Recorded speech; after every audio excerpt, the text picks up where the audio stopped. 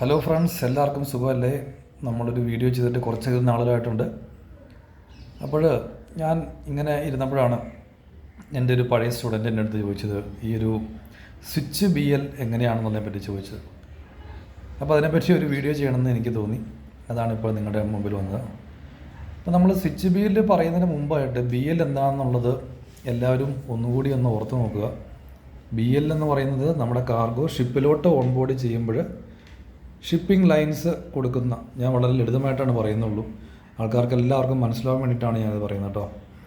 അപ്പോൾ shipping lines ഈ cargo കപ്പലിലേക്ക് onboard ചെയ്യുമ്പോഴത്തേക്കും അതിന് കൊടുക്കുന്ന ഒരു റെസിപ്റ്റ് ഓഫ് കാർഗോയാണ്. അതുപോലെ ഈ കാർഗോ സേഫായിട്ട് എത്തിക്കുന്നതിനുള്ള ഒരു കോൺട്രാക്റ്റ് ഓഫ് ക്യാരേജ് കൂടിയാണത്, അല്ലേ? കോൺട്രാക്റ്റ് ഓഫ് ക്യാരേജ് എന്ന് വെച്ച് കഴിഞ്ഞാൽ ഈ കാർഗോ ഷിപ്പിംഗ് ലൈൻസ് സേഫായിട്ട് എത്തിക്കുന്നുള്ളതിൻ്റെ ആ ഒരു കോൺട്രാക്റ്റ് ഓഫ് ക്യാരേജ്, നമ്മുടെ സെയിൽസ് കോൺട്രാക്റ്റ് എന്നൊക്കെ പറഞ്ഞ പോലെയുള്ള ഒരു കോൺട്രാക്റ്റാണ്. മൂന്നാമതായിട്ട് ഇത് കാർഗോയുടെ ഓണർഷിപ്പ് ടൈറ്റിലാണ്. നമ്മുടെ കാർഗോ മാത്രം കയറ്റി വിട്ടിട്ടുണ്ടെങ്കിൽ കാര്യമില്ല, ഈ കാർഗോയുടെ ഡോക്യുമെൻ്റ് കൂടെ കിട്ടിയാലാണ് ഈ ബയ്യർ ഈ കാർഗോയുടെ ആക്ച്വൽ ഓണർ ആവുകയുള്ളൂ. അപ്പോൾ ഇങ്ങനെ 3 ഫങ്ഷൻസൊക്കെ ഉള്ള വളരെ ഇമ്പോർട്ടൻ്റ് ആയിട്ടുള്ള ഡോക്യുമെൻ്റാണ് ഈ ഒരു ബി എൽ. അതുകൊണ്ട് തന്നെയാണ് നമുക്ക് ബി എല്ലൊക്കെ സ്വിച്ച് ചെയ്യേണ്ടതായിട്ട് വരുന്നത്. സ്വിച്ച് ബി എൽ എന്ന് പറയുന്ന ബി എല്ലൊക്കെ എടുക്കാനായിട്ട് വരിക. അപ്പോൾ സ്വിച്ച് ബി എല്ലിലേക്ക് പോകുന്നതിന് മുമ്പായിട്ട് നമുക്ക് ബി എൽ മെയിനായിട്ട് നമുക്ക് ഒന്ന് ട്രാൻസ്ഫർ ചെയ്യാൻ പറ്റാത്ത രീതിയിലുള്ള ബി എല്ലുകളുണ്ട്. നമ്മളതിന് സ്ട്രെയിറ്റ് ബി എൽ എന്നാണ് പറയുന്നത്. അതായത് അതിൽ ഷിപ്പറിൻ്റെ അഡ്രസ്സും കൺസൈനർ അഡ്രസ്സും എല്ലാം ഉണ്ടാവും. കൺസൈനിയെ പിന്നീട് നമുക്ക് മാറ്റാനായിട്ടൊന്നും പറ്റത്തില്ല. അതാണ് സ്ട്രെയിറ്റ് ബിൽ ഓഫ് ലേഡിംഗ് എന്ന് പറയുന്ന ആ ഒരു നോൺ നെഗോഷ്യബിൾ ആയിട്ടുള്ളൊരു ബി എല്ലാണത്. ഇനി വേറെ ചില ബി എൽ പറയുന്നത് അതിങ്ങനെ നെഗോഷിയേറ്റ് ചെയ്യാൻ പറ്റും, അല്ലേ? നമുക്കറിയാം നമ്മുടെ കാർഗോ സീല് കയറി പോകുമ്പോഴത്തേക്കും എത്താനായിട്ട് ഒരുപാട് സമയമെടുക്കും. ചിലപ്പോൾ 10 ദിവസം അല്ലെങ്കിൽ 15 ദിവസം അതിന് മേലേക്ക് എടുക്കും.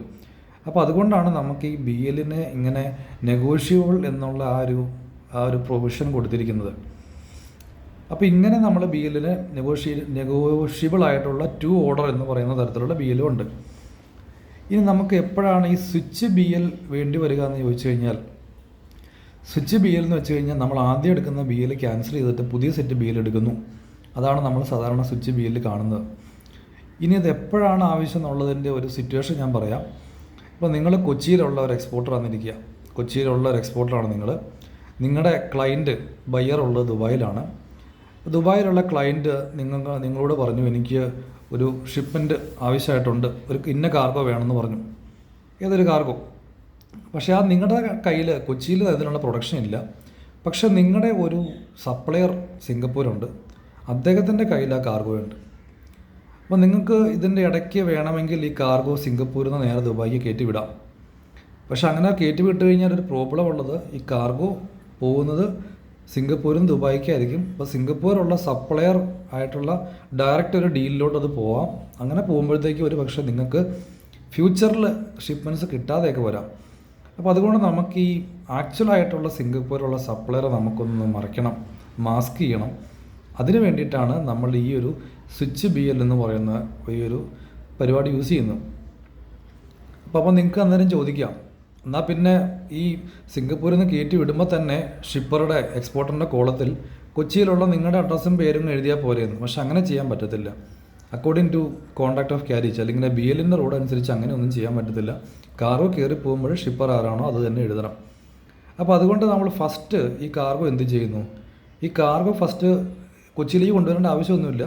കൊച്ചിയിലേക്ക് കൊണ്ടുവരേണ്ട. ഫസ്റ്റ് ഇത് സിംഗപ്പൂരിൽ നിന്ന് ഡയറക്റ്റായിട്ട് ദുബായിക്ക് കയറ്റി വിടുന്നു, ബി എൽ എടുക്കുന്നു. ഈ ബി എല്ലിനകത്ത് ഷിപ്പറായിട്ട് സിംഗപ്പൂരുള്ള ആ ഒരു ആക്ച്വലായിട്ടുള്ള സപ്ലയർ, കൺസൈനിയായിട്ട് നിങ്ങളും വയ്ക്കുന്നു, ബയ്യറായിട്ട് നിങ്ങളും വയ്ക്കുന്നു. ഇനി ഈ കാർഗോയുടെ ഫൈനൽ ഡെസ്റ്റിനേഷൻ കാണിക്കുന്നത് ദുബായ് ആയിരിക്കും. അതാണ് സ്വിച്ച് ബി എൽ. അപ്പോൾ സ്വിച്ച് ബി എൽ ആണെന്നുള്ള കാര്യങ്ങളൊക്കെ ഷിപ്പിൽ നേരത്തെ പറയും, നമ്മൾ ഇതെടുക്കുക എന്നുള്ള കാര്യങ്ങളൊക്കെ നേരത്തെ അറിയിക്കും. അപ്പോൾ ഫൈനൽ ഡെസ്റ്റിനേഷൻ കാണിക്കുന്നത് ഇവിടെയല്ല, അത് കൊച്ചിയല്ല, അത് ദുബായ് ആയിരിക്കും. അപ്പോൾ യാതൊരു പ്രശ്നങ്ങളുമില്ല. കാർഗോ കയറിപ്പോയി. പക്ഷേ ഇത് കൊച്ചിക്കല്ല വരുന്നത്, ഈ കാർഗോ ഇൻ ട്രാൻസിറ്റിൻ്റെ ഇടയ്ക്ക് വെച്ച് തന്നെ, നമ്മളതിനെ പറയുന്നത് ഹൈ സീ സെയിൽസ് എന്നാണ് പറയുന്നത്. ഇൻ ട്രാൻസിറ്റിൻ്റെ ഇടയ്ക്ക് വെച്ച് തന്നെ എന്ത് ചെയ്യുന്നു, ഇൻ ട്രാൻസിറ്റിൻ്റെ ഇടയ്ക്ക് വെച്ച് തന്നെ നമുക്ക് ഈ ആദ്യം എടുത്ത ബി എൽ ഉണ്ടല്ലോ, ഈ ആദ്യം എടുത്ത ബി എൽ സിംഗപ്പൂരുള്ള എക്സ്പോർട്ടറിൻ്റെ കയ്യിൽ നിന്ന് നമ്മൾ മേടിക്കുന്നു, കൊറിയർ ചെയ്തൊക്കെ മേടിക്കുന്നു ഒറിജിനൽ ബി എൽ. എന്നിട്ട് ഈ ഒറിജിനൽ ബി എൽ ഈ ഷിപ്പിംഗ് ലൈനിൻ്റെ കൊച്ചിയിലുള്ള ഓഫീസിൽ കൊണ്ട് കാണിച്ച് ക്യാൻസൽ ചെയ്തിട്ട് പുതിയ സെറ്റ് ബി എൽ എടുക്കുന്നു. ഈ പുതിയ സെറ്റ് ബി എല്ലിൻ്റെ അകത്ത് ഷിപ്പർ എന്ന് പറയുന്നത് നിങ്ങളായിരിക്കും, കൺസൈൻ എന്ന് പറയുന്നത് ദുബായിലുള്ള പാർട്ടിയായിരിക്കും. അപ്പോൾ അങ്ങനെ നമുക്ക് ആക്ച്വലായിട്ടുള്ള സപ്ലയറെ നമുക്ക് മാസ്ക് ചെയ്യാനായിട്ട് പറ്റും. ഇതാണ് അതിൻ്റെ ഒരു മെക്കാനിസം. ഇതിനാണ് നമ്മൾ സ്വിച്ച് ബി എൽ എന്ന് പറയുന്ന മെക്കാനിസം പറയുന്നത്.